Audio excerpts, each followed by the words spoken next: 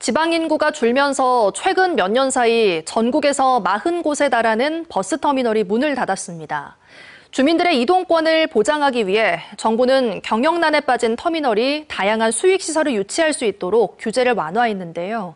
하지만 기존 상권조차 지키기 힘든 현실에서 이 정책이 실효성이 있을지는 미지수입니다. 대전문화방송 윤소영 기자가 보도합니다. 지난 40여 년 동안 중부권 교통의 거점 역할을 해온 대전 복합터미널. 영화관과 대형 서점, 전시관에 140여 개 상점까지 들어선 복합 문화공간으로 시민들에게는 교통시설 그 이상의 의미입니다. 굳이 버스 타고 오는 건 아니더라도 여기 이마트도 있고 맥도날드도 있고 주변 상권들이 좀 많아서. 하지만 터미널의 속사정은 다릅니다.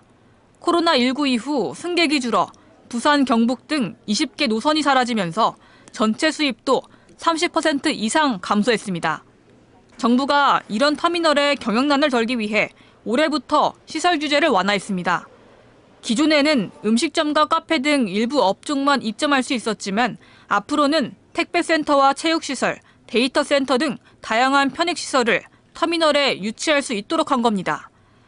이에 대전 복합터미널은 지하 1층 500제곱미터 창고를 스크린 골프장으로 바꿔 내년 초 개장을 준비하고 있습니다. 매표 위탁 수수료가 차지하고 있는 비율이 옛날에는 한 70%, 80%였다고 하면은 지금은 오히려 50% 밑으로 이렇게 떨어져 있고 나머지 임대 수입이 그만큼 더. 하지만 도시 지역을 제외한 농어촌 지역의 영세 터미널들은 편익시설 유치가 사실상 불가능합니다. 갈수록 줄어드는 인구와 낡은 건물 탓에 새로 들어오려는 사업장은 찾아보기 힘듭니다. 금산시의 고속버스 터미널 2층 상가입니다. 사무실 10곳 가운데 7곳이 10년 넘게 공실 상태로 남아 있습니다. 그나마 1층에 남아있는 상점들조차 매출 부진에 시달리고 있습니다. 계속 주는데 계속 내려가지. IMF는 그때는 아주 잘 됐다고 봐야 돼. 지금 어려워. 업계 측은 농어촌 지역 영세 터미널을 살리기 위해서는 재산세 감면 같은 세제 혜택은 물론 점진적인 공영화를 위한 재정 지원이 필요하다고 요구합니다.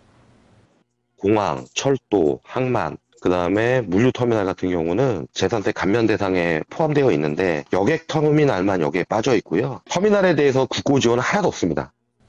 경영난에 허덕이며 당장 존폐 위기에 놓인 전국의 버스터미널은 전체의 절반 이상인 144곳.